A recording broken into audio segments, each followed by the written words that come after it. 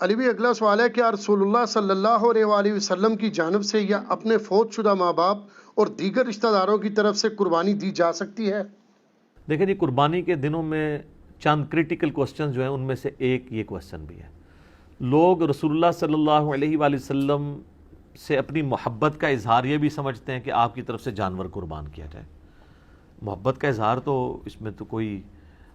بری چیز نہیں ہے، بلکہ یہ تو ہمارے ایمان کا حصہ ہے، لیکن وہ چیز مشروع بھی ہو۔ اس حوالے سے ایک حدیث پیش کی جاتی ہے جامع ترمذی اور سنن ابی داؤد سے کہ مولا علی علیہ السلام ہر سال 2 مینڈے قربان کرتے تھے۔ تو آپ سے کسی نے پوچھا آپ 2 مینڈے کیوں قربان کرتے ہیں؟ انہوں نے کہا مجھے نبی علیہ السلام نے وصیت کی تھی کہ اے علی میرے بعد بھی تم نے 1 مینڈا میری طرف سے قربان کرنا ہے، تو ایک میں اپنا کرتا ہوں، ایک نبی علیہ السلام کی طرف سے کرتا ہوں۔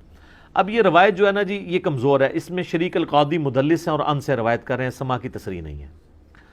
امام ترمذی نے اس حدیث کو لیا ہے لیکن اس پہ جرح کوئی نہیں کیا ہے، لیکن ساتھ ہی انہوں نے عبداللہ بن مبارک کا قول نقل کیا ہے کہ میت کی طرف سے قربانی درست نہیں ہے، اور اگر کوئی قربانی کرے گا تو وہ صدقہ شمار ہوگی، جس طرح کہ میت کی طرف سے آپ صدقہ اور خیرات تو کر سکتے ہیں نا، میت کو تو ثواب پہنچتا ہے صدقہ اور خیرات کا۔ مسئلہ 74 میرا اصالہ ثواب کے اوپر ریکارڈڈ موجود ہے۔ اور پھر عبداللہ بن عمر فرماتے ہیں کہ جو میت کی طرف سے قربانی کی جائے گی نا، پھر وہ چونکہ صدقہ ہے میت کی طرف سے، وہ سارے کا سارا اللہ کی راہ میں خرچ کرنا ہوگا، اور پھر اس میں امپلائڈ ہے کہ پھر گائے میں حصہ نہیں ڈال سکتا، وہ پورا بکرا ہی میت کی طرف سے دینا ہوگا، اور بیسیکلی وہ قربانی نہیں ہو رہی ہوگی بلکہ وہ صدقہ ہو رہا ہوگا، اور وہ آپ خود نہیں کھا سکتے، اصالہ ثواب کے لیے ہو رہا ہوگا۔ باقی جو لوگ اب اس معاملے میں اجتہاداً کہتے ہیں کہ میت کی طرف سے قربانی ہو سکتی ہے اور نبی علیہ السلام کی طرف سے بھی ہو سکتی ہے، اس کی دلیل وہ پکڑتے ہیں وہ مسلم کی حدیث سے کہ نبی علیہ السلام نے جب چتکبرے مینڈے قربان کیے تو آپ نے الفاظ استعمال کیے اللہم تقبل من محمد و آل محمد و امت محمد، کہ اے اللہ اسے قبول کر لے محمد صلی اللہ علیہ وآلہ وسلم کی طرف سے، ان کی آل کی طرف سے اور ان کی امت کی طرف سے۔ تو یہ تو نبی علیہ السلام کی خصوصیت تھی، کیونکہ النبی اولیٰ بالمؤمنین من انفسہم وازواجہ امہاتہم، نبی صلی اللہ علیہ وآلہ وسلم مومنین کی جانوں پر اس سے بڑھ کر حق رکھتے ہیں، اور مومنین کی مائیں ہیں ان کی بیویاں جو ہیں نبی علیہ السلام کی۔ اس کانٹیکسٹ میں ایک حدیث بخاری مسلم میں ہے کہ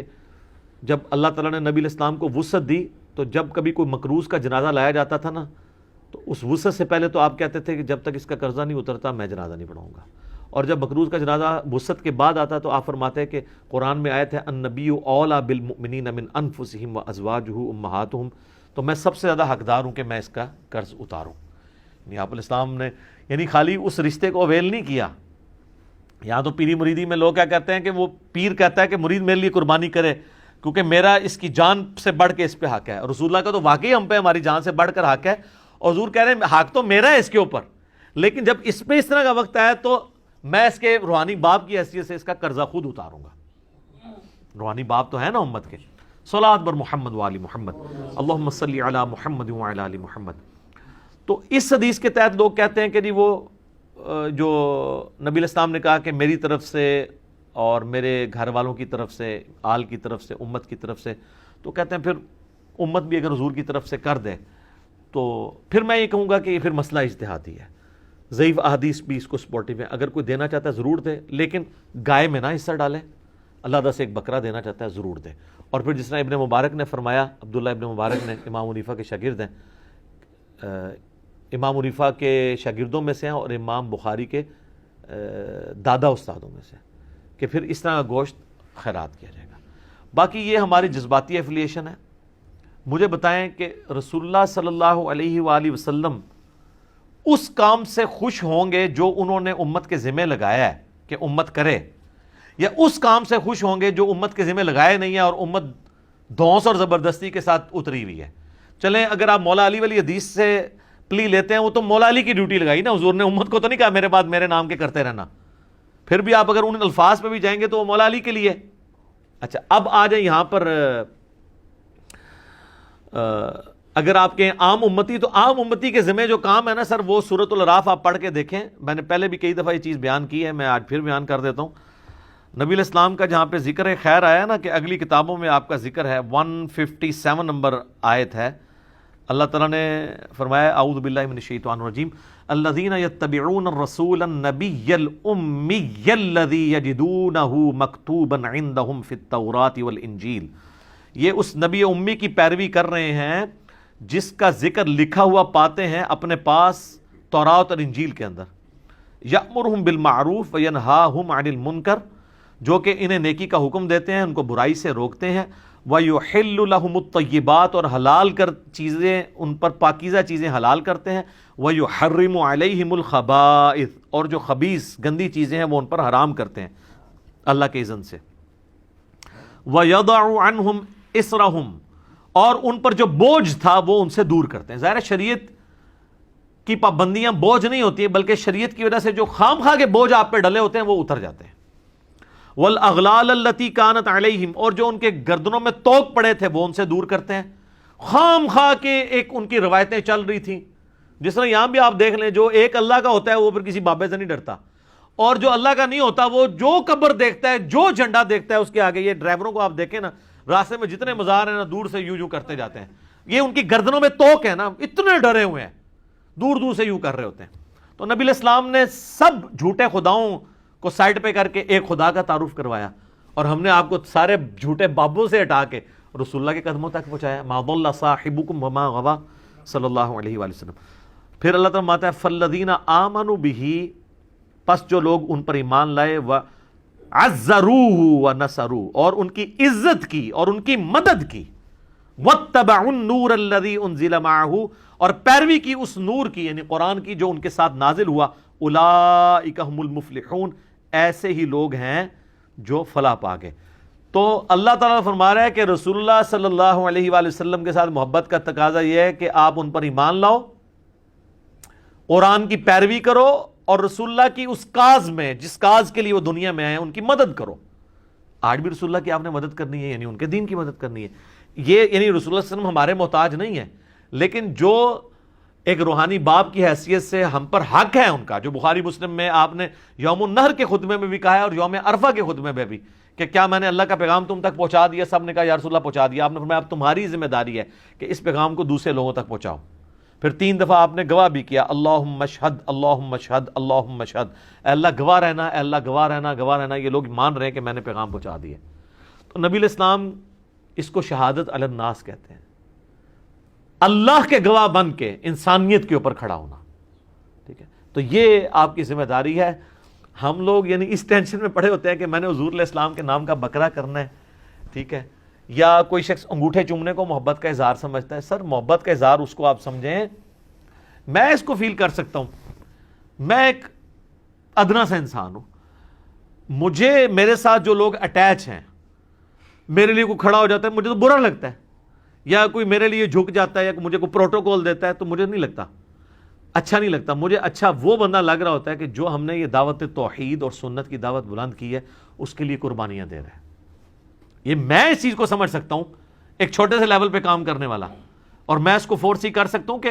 وہ جو شخص ہماری اس دعوت میں ہمیں سپورٹ نہیں کر رہا اور صرف جو ہے وہ آگے پیچھے پھرنے کے چکروں میں ہے، تو مجھے تو وہ کوئی کچھ بھی کنٹریبیوٹ نہیں کر رہا۔ میرا بازو تو وہ بنا ہوا ہے کہ جو ہم کاز کے لیے اٹھے ہیں اس میں مجھے سپورٹ کرے، تو اس کو مجھے یہ کہنے کی ضرورت نہیں پڑے گی کہ علی بھائی میرے لیے دعا کریں، میرے اندر سے اس کے لیے دعائیں نکل رہی ہوں گی۔ سیدھی سی بات ہے۔ اب جو لوگ بھی سوشل میڈیا پہ ہماری اس دعوت کو عام کر رہے ہیں، میں نے کئی لوگوں کو دیکھا تک نہیں ہے، لیکن میرے دل سے دعا، کوئی اچھا کلپ کسی نے اچھا تھمبنیل بنایا، میں اس کے لیے دعا میرے دل سے نکلتی، یار یہ اس کاز میں ہمیں سپورٹ کر رہا ہے۔ تو رسول اللہ صلی اللہ علیہ وآلہ وسلم کے تو ذمہ اتنی بڑی ذمہ داری اللہ نے لگائی ہے، وَمَا أَرْسَلْنَاكَ إِلَّا كَافَّةً لِلنَّاسِ بَشِيرًا وَنَذِيرًا، پوری انسانیت کے لیے آپ کو ڈر سنانے والا اور خوشخبری سنانے والا بنا کے بھیجا گیا۔ تو آپ علیہ السلام کی تو خوشی اس میں ہوگی کہ آپ کے ہم میسج کو آگے لے کے چلیں،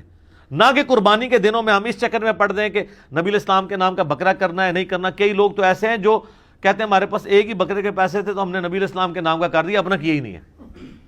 یہ کون سی شریعت میں عمل ہو رہا ہے؟ تو رسول اللہ صلی اللہ علیہ وآلہ وسلم اس عمل سے خوش ہوں گے جو آپ چاہتے ہیں آپ سے۔ آپ کی عزت کا کوئی بھی معیار جو آپ نے رکھا ہے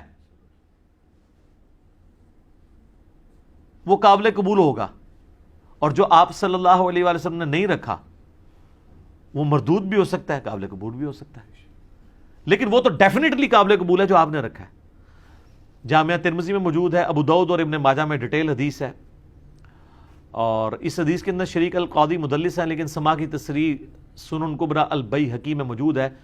کہ ایک صحابی قیس بن سعد کہتے ہیں میں کوفے کے پاس ہیرا نامی شہر میں گیا تو میں نے دیکھا لوگ اپنے سردار کو سجدہ کرتے ہیں، تو جب میں مدینہ شریف واپس آیا تو میں نے حضور علیہ السلام کو سجدہ کیا، آپ نے فرمایا سر اٹھا، یہ کیا کر رہا ہے؟ جب میں فوت ہو جاؤں گا تم میری قبر سے گزرو گے تو کیا اس پہ بھی سجدہ کرو گے؟ ان کا نہیں یا رسول اللہ۔ تو آپ فرمایا پھر مجھے بھی سجدہ کیوں کر رہے ہو؟ اگر میں سجدہ جائز سمجھتا تو بیویوں سے کہتا اپنے خامدوں کو سجدہ کریں اس حق کے سبب جو اللہ نے ان کو دیا ہے۔ تو نبی صلی اللہ علیہ وآلہ وسلم نے اپنی عزت اور تعظیم کا وہ راستہ جو شرکی کیٹیگری میں فال کر سکتا تھا یا آپ کی تعلیمات کے خلاف تھا، اس کو سائڈ پہ کر کے آپ نے کہا یہ کام ہے کرنے کا۔ آپ دیکھیں کئی صحابہ ہیں جو حضور کی وفات کے وقت وہاں موجود نہیں تھے، وہ بڑی دردناک حدیث ہے۔ معاذ بن جبل کو جب حضور علیہ السلام نے یمن کا گورنر بنا کے بھیجا تو آپ جو ہے وہ گھوڑے کے ساتھ پیدل چل رہے تھے اور چھوڑنے آئے، اور آپ نے پھر فرمایا تھا کہ ہو سکتا ہے معاذ اب اگلی دفعہ آؤ تو تم میری قبر پہ آؤ، تو انہوں نے کہا یا رسول اللہ میں تو میں آپ کا آخری دیدار بھی نہیں کر سکوں گا۔ سر پوری زندگی انہوں نے قربانیاں ساتھ دی تھی، وہ تو زیادہ حقدار تھے کہ وہ حضور کے ساتھ، لیکن ان کو پتا تھا یار حضور کی کاز کے لیے ہم جا رہے ہیں۔ حجۃ الوداع کے موقع پر صحابہ کرام نکلے ہیں تو پھر جناب لوگوں کو پتہ نہیں کہاں کہاں انہوں نے پیغام پہنچایا ہے۔ جو قادسیہ یرموک لڑنے کے لیے گئے ہیں وہ تو اپنی لائف کنکلوڈ کر کے گئے ہیں نا،